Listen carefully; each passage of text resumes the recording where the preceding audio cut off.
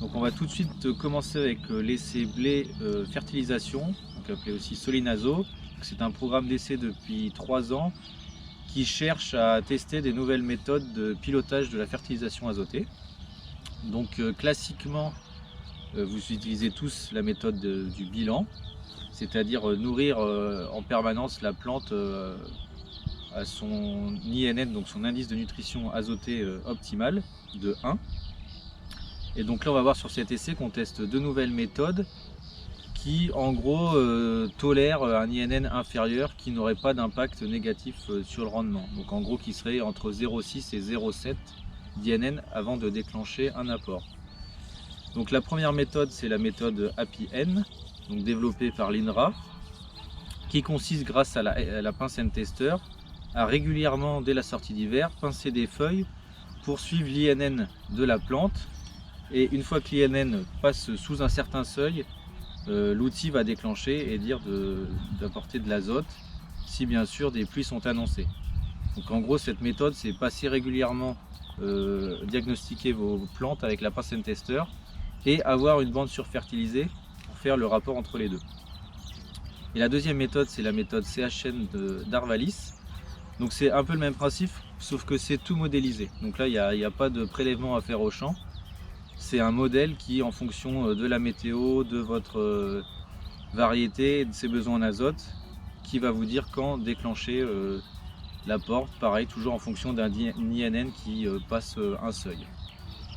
Donc voilà, donc on va vous présenter les différentes modalités de l'essai.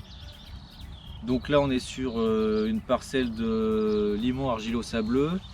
La variété de blé, c'est RGT Velasco, qui a été semée le 20 octobre à 400 grains mètre carré. Donc là on est sur la modalité bilan, donc réalisé à base d'un reliquat fait en laboratoire et d'un prévisionnel azoté.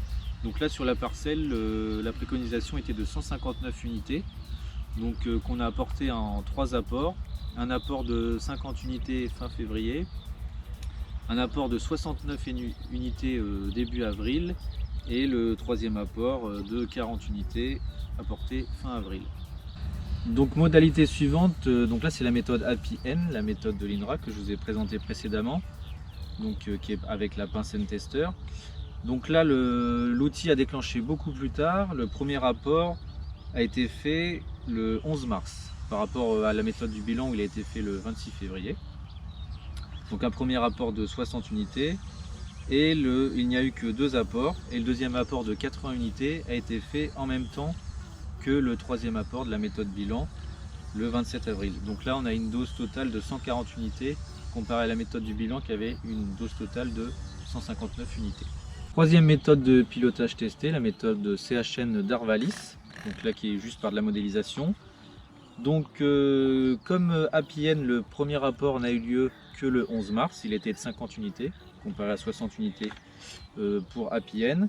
Il y a eu ensuite un deuxième apport de 80 unités le 9 avril, en même temps que le deuxième apport de la méthode bilan, et un troisième apport de 30 unités en même temps que les 2 autres outils de prévision le 27 avril. Donc là on est à 160 unités d'azote sur la méthode CHN. Pour rappel, on est à 140 sur la méthode API-N et 159 sur la méthode du bilan. Donc cette modalité, c'est la méthode du bilan avec le dernier rapport piloté par le N-Tester, ce qui se fait classiquement en plaine. Donc la particularité de l'année, donc pour rappel on est sur un blé de colza, c'est que le N-Tester n'a pas déclenché, c'est-à-dire il n'a pas dit de remettre d'azote au moment du troisième apport.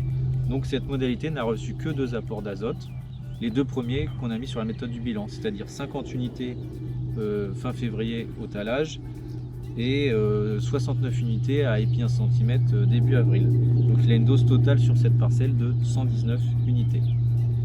Et ensuite, les modalités suivantes, c'est les modalités de courbe de réponse à l'azote, c'est-à-dire la méthode du bilan moins 40 unités, la méthode du bilan plus 40 unités, et le témoin surfertilisé qui sert à calibrer la méthode API-N. Donc vous aurez les résultats détaillés juste après, et ensuite on reviendra vers vous avec la fiche de l'essai et les résultats rendement. Pour terminer, voici le résultat des INN des 3 méthodes de pilotage de l'azote sur l'essai.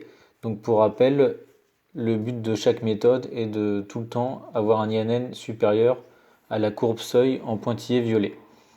Donc on voit que la seule des trois méthodes qui arrivent cette année sur l'essai, c'est la méthode CHN. La méthode du bilan à 2 nœuds est inférieure à l'INN seuil et la méthode APN à 2 nœuds et DFE est inférieure à l'indice seuil. Il faudra maintenant confirmer ces résultats à la récolte.